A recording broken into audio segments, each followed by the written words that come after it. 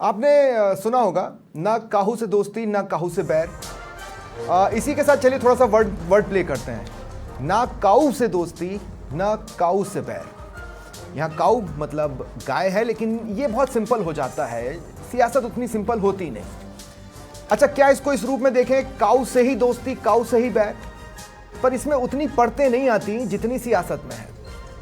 तो चलिए क्यों ना उसी टेक्स्ट को थोड़ा और वर्ड प्ले करके ऐसे कर दें, किसकी काऊ से दोस्ती किसका काऊ से बैर। नमस्कार, स्वागत है आप सभी का। आपके साथ मैं हूं स्वप्निल। कांग्रेस एमएलए अर्जुन बामनिया ने दो बातें कही। एक बात तो सही बोल गए कि क्यों गाय को राष्ट्रीय पशु घोषित नहीं किया जाता, वो उतने पर ही रुक जाते तो बात अलग थी।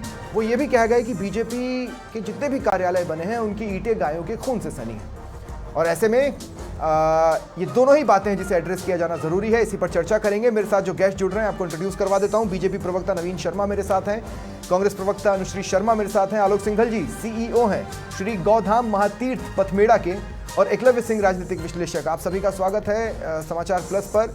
मैं शुरुआत आलोक सिंघल जी आपसे कर रहा हूं। आलोक सिंघल जी, गाय को राष्ट्रीय पशु घोषित किसी को करना होता तो बहुत पहले ही कर चुका होता, लेकिन वो क्या कंडीशंस हैं जिसकी वजह से ये आपको लगता है कि आज की जरूरत है गाय को राष्ट्रीय पशु घोषित किया जाए? आपने मुझे अवसर दिया उसके लिए, और मैं दूसरा ही कहना चाहूंगा कि एक थोड़ा सा संशोधन है। राष्ट्रीय पशु नहीं, राष्ट्रीय प्राणी या राष्ट्र माता हमें कहना चाहिए। मैं स्वीकार करता हूं। गाय को राष्ट्रीय प्राणी क्यों कहना चाहिए, उसके पीछे कुछ कारण है। गाय को हमने केवल एक सांप्रदायिकता से जोड़ दिया, हिंदू धर्म से जोड़ दिया, ठीक नहीं है। गाय समष्टि प्रकृति की पोषक है।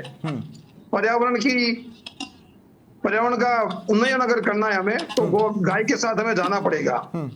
अगर हमारी धरती को हमें जैविक बनाना है, हमारे अनाज को हमें ऑर्गेनिक बनाना है, तो हमें गाय के पास जाना पड़ेगा। अगर हमें स्वस्थ जीवन जीना है मानव मात्र को, तो हमें वेद दक्षिणा गाय के पास में जाना पड़ेगा।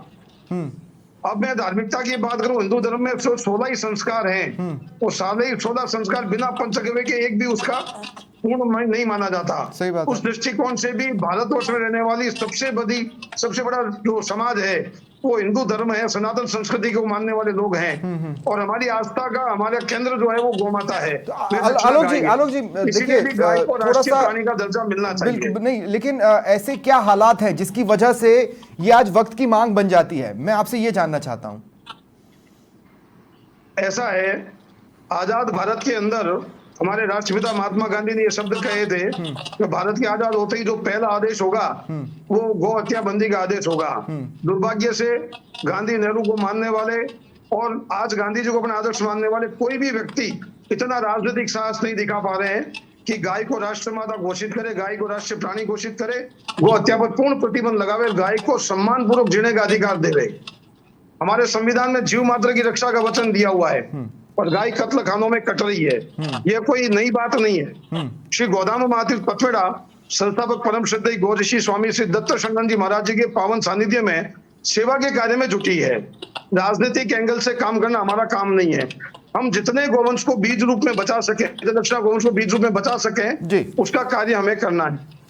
गौधाम पथमेड़ा की प्रेरणा से, गौधाम पथमेड़ा की मांग पर सर्वप्रथम राजस्थान, मध्य प्रदेश सरकारों ने गौ सेवा आयोग बनाए, गौ हत्या बंदी अधिनियम लागू किए। मुझे आज बताने में बड़ी खुशी हो रही कि देश के 17 राज्यों में आज गौ हत्या बंदी अधिनियम लागू है, और देश के लगभग 7 राज्यों में जो गोवंश गौशालाओं में संरक्षित है उनके लिए सरकारी सिस्टम से अनुदान की व्यवस्था भी है। ठीक है, पर पूरे देश के अंदर 9 करोड़ वेद दक्षिणा गोवंश आज सड़क पर है, जो कटने जा रहा है, जो भूख प्यास से असमयी काल का ग्रास बन रहा है। गर्मी का महीना है, मैं तो कहता हूं अपने घरों से निकलकर सड़क का भी रुख कर लेंगे तो आपको नजर आ जाएगा कि कहां पर किस तरह की स्थितियां हैं, और गौशालाओं का भी विजिट करेंगे तो सर पथमेड़ा वाला तो चलिए एक अपवाद है, एक उदाहरण है कि किस तरह से चीजों को बेहतर किया जा सकता है, लेकिन बाकी जगहों पर स्थितियां बहुत विकट हैं। नवीन शर्मा जी, बहुत सही चैलेंज कांग्रेस ने भले ही सियासी नजरिए से उठाया हो, लेकिन उठाया है। 2021 सितंबर का महीना, इलाहाबाद हाईकोर्ट ने कहा कि केंद्र सरकार को गाय को राष्ट्रीय पशु घोषित करना चाहिए। अब आप विश्वास नहीं मानेंगे कि AIMIM ने भी साथ दे दिया, हाँ में हाँ मिला दी कि हाँ करना चाहिए, इसके बाद भी नहीं हुआ। क्यों?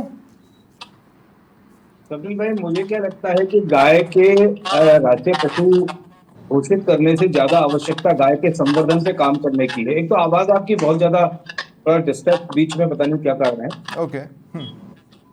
सुन पा रहे हैं आप मुझे? हाँ, मैं सुन पा रहा हूँ नवीन जी। जी जी, मुझे क्या लगता है कि गाय के संरक्षण की और संवर्धन की बहुत ज्यादा आवश्यकता है, और जिसके लिए सरकार निरंतर काम कर रही है। सरकार के बहुत मजबूती के साथ प्रयास के क्षेत्र में किए जा रहे हैं। गाय को कैसे संरक्षण किया जाए, कैसे संवर्धन किया जाए, और कैसे ये प्रयास किया जाए कि गौ वंश को कटने से रोकने से ज्यादा बेहतर उसको पुनर्वास सर, तो की, आपके उसकी प्रयास गौशाला में फ्लैगशिप में आ स्थायी जाएंगे व्यवस्था जैसे ही आपने उसकी की राष्ट्रीय जाए। प्राणी बनाया। आपके प्रयास फ्लैगशिप में आ जाएंगे। आप समझ रहे हैं मेरी बात? तो जी, फिर तो आपको इससे बचना मैं ही नहीं आपकी चाहिए। बात समझ, मैंने ये कहा ही नहीं स्वप्निल कि हम ऐसा नहीं करेंगे। नहीं, मैंने ऐसा कहा ही नहीं पर कि मैं ऐसा ये हम नहीं जानना चाहता करेंगे। हूं कि आप भारतीय ऐसा जनता कब पार्टी के करेंगे। नेतृत्व में ऐसा कब करेंगे, इसकी तिथि, इसका समय यहाँ न्यूज चैनल पर बैठकर तय करना एक मुश्किल काम है, क्योंकि सरकारें सरकारों के मानदंडों से, सरकारों के क्रियाकलापों अच्छा, के तो हिसाब से एक बात अपनी बताइए, नीतियां तय करती हैं और चलती हैं। आपके किसी भी लेकिन घोषणा पत्र में कभी ये वादा था कि हम राष्ट्रीय पशु घोषित करेंगे? घोषणा पत्र में वो चीजें की जाती हैं जिनसे घोषणा करके जनता को कोई गुमराह करने का ऐसा कुछ प्रयास किया जा रहा हो। ये आपके ध्यान में होगा, भारतीय जनता पार्टी शुरू से गौ संवर्धन के काम की जा रही है। लेकिन ये प्रश्न जिन लोगों ने उठाया आज, जिन्होंने ये बात की कि तमाम भाजपा के कार्यालय जो है गाय की मैं उस पोर्शन पे आऊंगा नवीन भाई, वो मेरा सेकंड एक बार पोर्शन है, मैं उस पे आऊंगा। मैं फिलहाल राष्ट्रीय पशु पर थोड़ा सा डिस्कशन कर लूं, उसके बाद उसी एंगल पर जाने वाला हूं। मैं ये कह रहा हूं कि जी, जी, जी। देखिए, आप जो भी करना चाहते हैं ना, संवर्धन, संरक्षण, वो सारी चीजें, आप जैसे ही किसी को राष्ट्रीय प्राणी बनाएंगे या राष्ट्र पशु बनाएंगे, उसमें प्रयासों में तेजी आ जाएगी। तो मैं इसीलिए समझ रहा हूं, मतलब इलाहाबाद हाईकोर्ट ने भी कहा, 2021 में कहा है ना, सुझाव दिया। तो वो उस सुझाव, आपको तो रातों रात भी कोई ख्याल आ जाए आप उस पर दौड़ पड़ते हैं। जो सुझाव आपके पास 2021 से पड़ा हुआ है, जो कॉन्सेप्ट आपके पास 1947 के बाद से का पड़ा हुआ है, उस पर आप कुछ नहीं कर रहे हैं। स्वप्निल भाई, ऐसा नहीं है कि रातों रात कोई विचार आ जाए और उस पर भाजपा दौड़ पड़ती है। देश संविधान से चलता है, संविधान के दायरे में संविधान की नीति नियामकों को मानते हुए जिस तरह से फैसले, निर्णय, कानून बनाए जाते हैं, वैसे लिए जा रहे हैं, लिए जाएंगे आगे। ठीक है।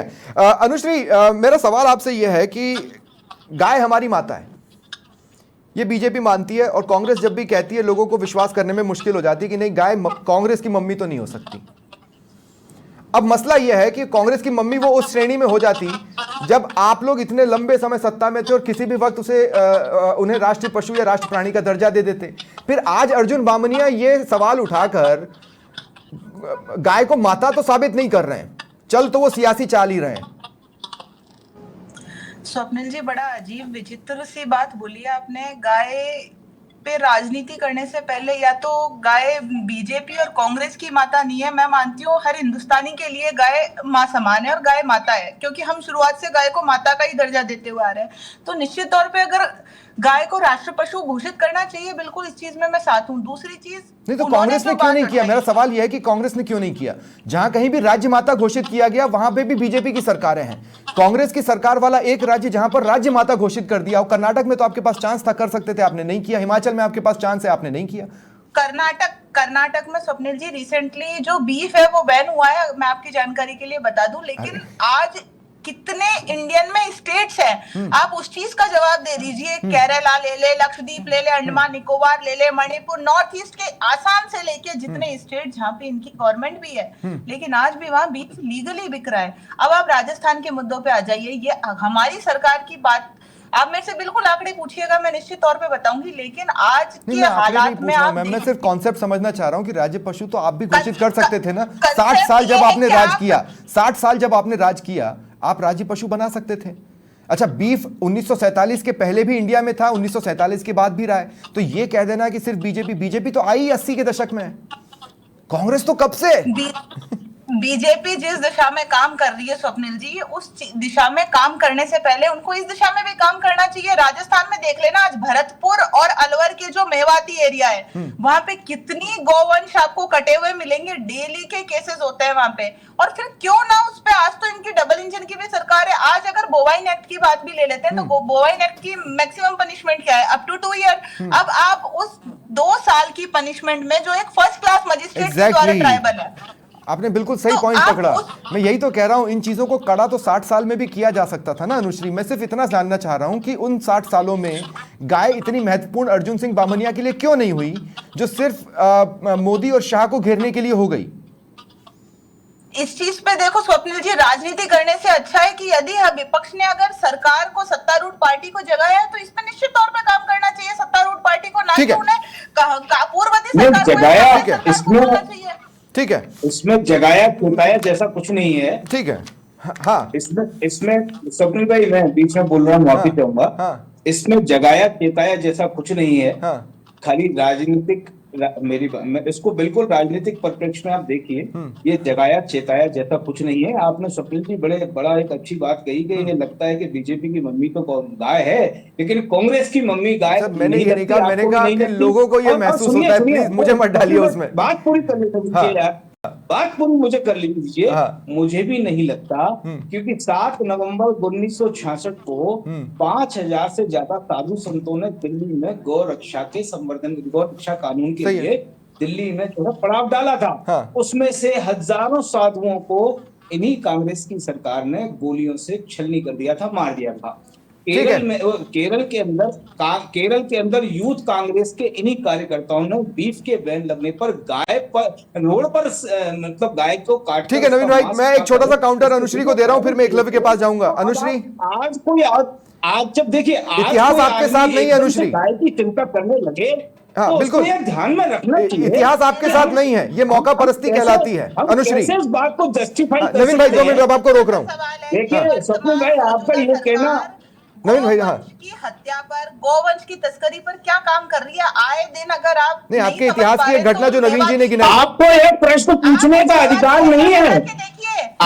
आप दो हत्यारों को ये ठीक है, ठीक है, दो ठीक है, हत्यारों को ये ठीक है। प्रश्न पूछने ठीक का है, 2 अधिकार मिनट, नहीं है। 2 मिनट। आलोक सिंघल जी कुछ कहना चाह रहे हैं। आलोक भाई, मैं आपके पास आऊंगा, लेकिन एक मेरे गेस्ट बच गए, उनको भी मैं शामिल कर लूं। एकलव्य, 2 मिनट, 2 मिनट, 2 मिनट, हाँ, 2 मिनट, 2 मिनट। मैं आप सबको रोक रहा हूं, मैं आप सभी को रोक रहा हूं। नवीन जी आपको भी रुकना है, अनुश्री आपको भी रुकना है। एकलव्य, मैं आपके पास आ रहा हूं। कितना प्यारा कॉन्सेप्ट है राष्ट्र पशु का। चलिए, आप राष्ट्र पशु की जगह राष्ट्रीय माता कर दो। राज्य माता का तो ट्रेंड अभी चल ही रहा है, कुछ स्टेट्स में हमने देख ही लिया, इसमें कोई बुराई तो नहीं है।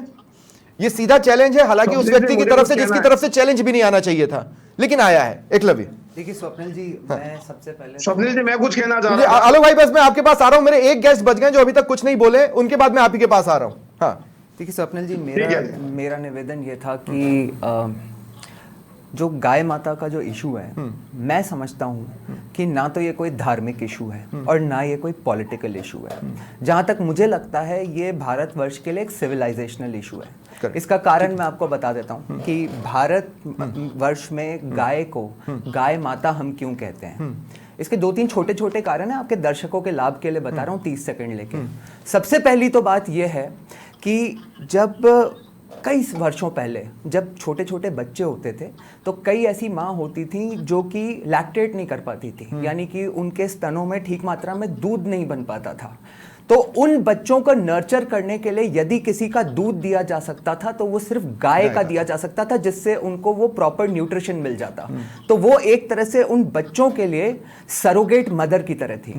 दूसरा आपको बताऊं कि जो हल चलाने होते थे खेत जोतने के लिए, उसके लिए भी गाय और बैल का ही यूज किया जाता था।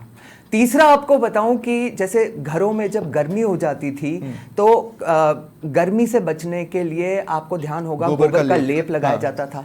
खाना पकाने के लिए काऊ डंग का यूज किया जाता था। तो ये सब एस्पेक्ट्स हैं जो कि मतलब मैनकाइंड को, एक तरह से मानवता को गाय से वो बेनिफिट्स मिलते थे, इसलिए सिविलाइजेशनली हमारे यहाँ गाय को गाय माता माना गया। But is it the right time कि राष्ट्र पशु घोषित किया जाए? देखिए स्वप्निल जी, मैंने आपको बता दिया कि हमारे यहाँ गाय को गाय माता का दर्जा क्यों दिया जाता है सनातन धर्म में। अब वो जैसा कि मतलब नवीन जी ने भी कहा, ठीक है, इनकी सरकार का प्रेरोगेटिव है, लेकिन मैं मानता हूं कि किसी भी सनातनी के, जो सनातन को समझता है, हमारे सिविलाइजेशन को समझता है, उसके लिए गाय माता ही है और माता ही रहेंगी। ठीक है, आलोक जी आपको जोड़ रहे थे, आप जोड़ लें, फिर मैं इस डिबेट के दूसरे हिस्से में जाऊंगा।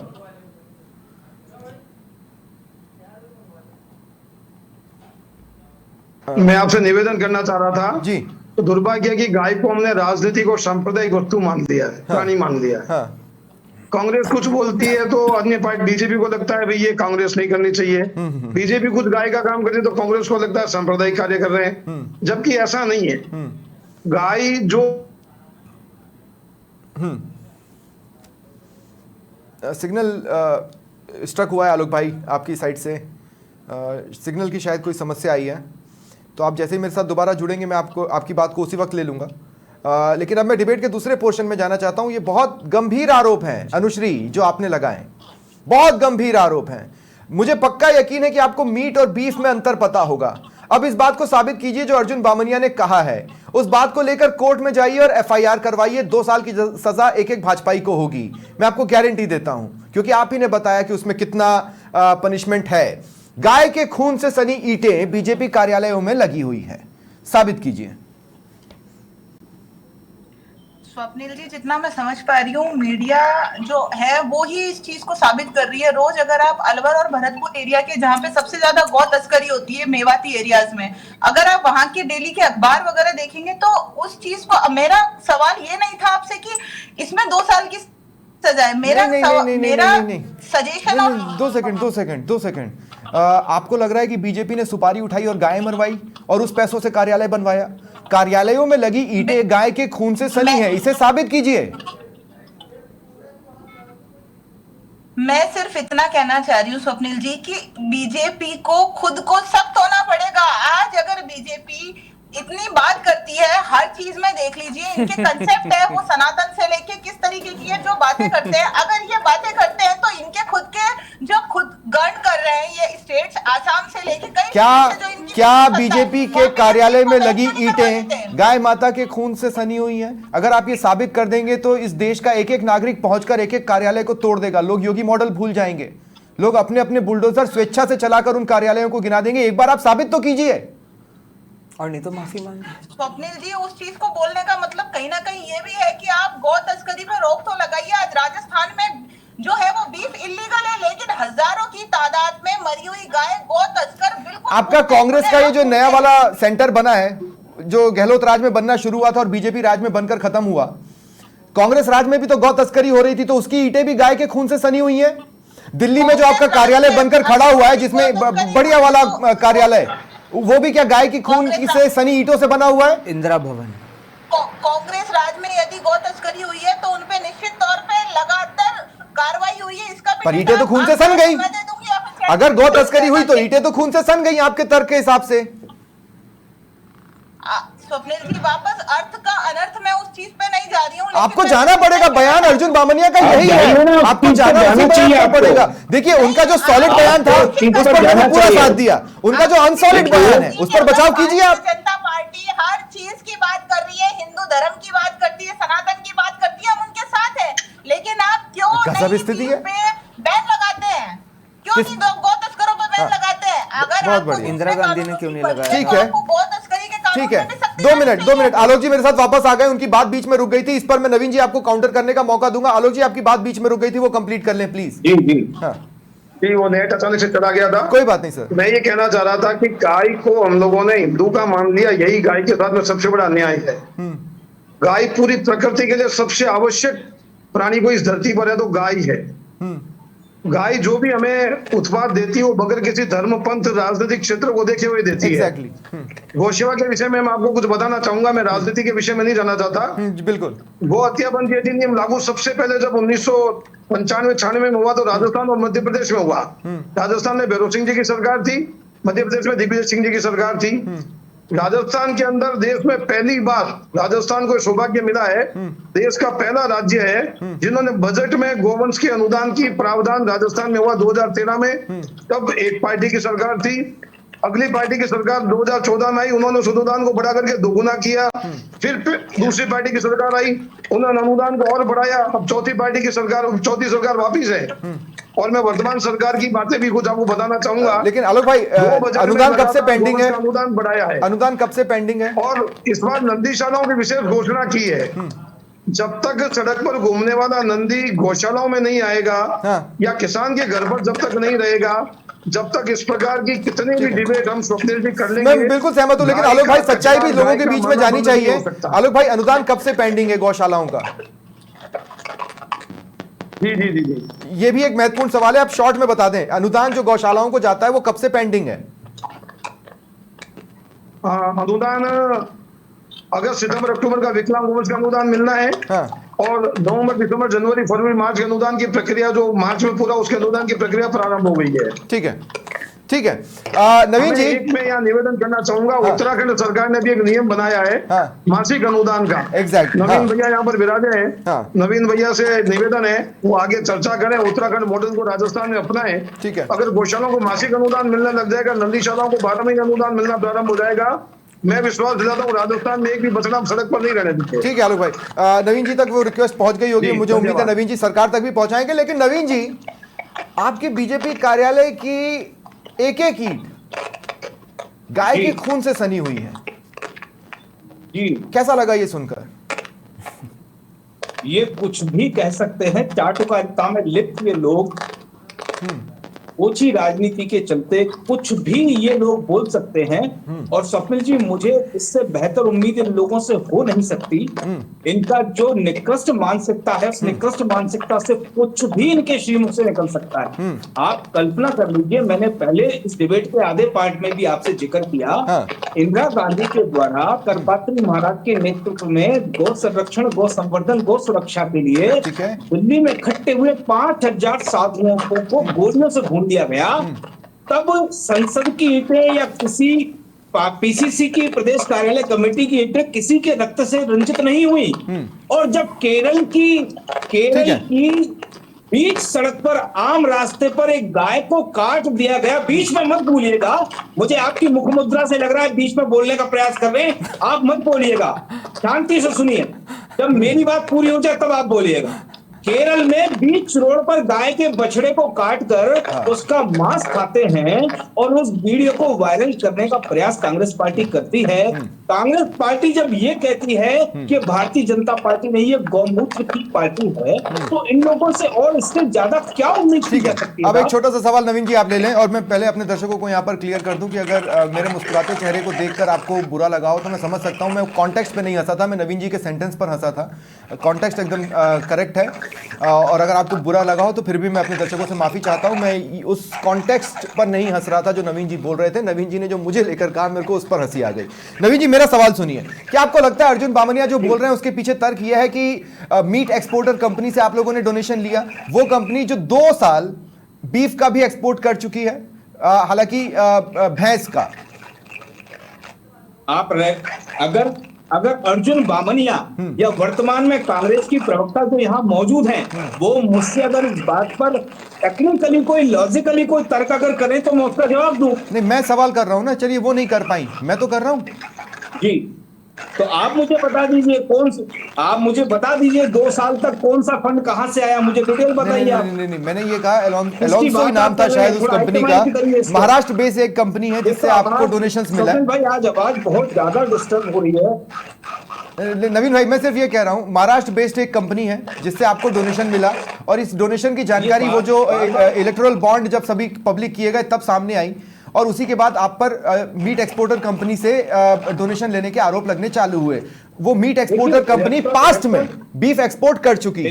Electron bond buffalo meet. ये एक तो आवाज का सर बहुत ज्यादा इशू हो रहा है। आवाज आ रही है मेरी आपको? हाँ बिल्कुल आ रही है नवीन भैया, लाइव में एकदम सही आवाज आ रही है। हाँ, मुझे बहुत ज्यादा डिस्टर्बेंस आ रहा है आपका। एक्चुअली देखिए, इलेक्ट्रॉल बॉन्ड की अगर आप बात कर रहे हैं, इलेक्ट्रॉल बॉन्ड एक समझिए पैरेलल कहेंगे पैरेलल करेंसी रेवेन्यू था, और वो कहां एग्जीक्यूट हुआ ये हाथों हाथ आइडेंटिफाई होना तो बहुत मुश्किल था स्वप्निल भाई, आप भी इस बात को जानते हैं। ठीक है, कहां से फंड आया, कैसे आया, लेकिन इसके आधार पर क्या आप या कोई भी ये कह सकता है कि भारतीय जनता पार्टी के प्रदेश कार्यालयों की ईंटें गाय के रक्त? एग्जैक्टली, मैंने इसीलिए कांग्रेस को चैलेंज किया, और आप इस आरोप आराम से सजा हो सकती है। आप इस आरोप को मतलब मेरा कहने का प्रमोट करते हैं, आप समर्थन करते हैं इस आरोप का, या आप ये मानसिकता से ग्रसित लोगों का समर्थन करते हैं? मेरे ख्याल से नहीं करना चाहिए। नहीं, मैं नहीं कर रहा हूं सर, मैंने इसीलिए कांग्रेस से बोला अगर आपके पास सबूत है तो आप एफआईआर करवाइए और सजा दिलवाइए।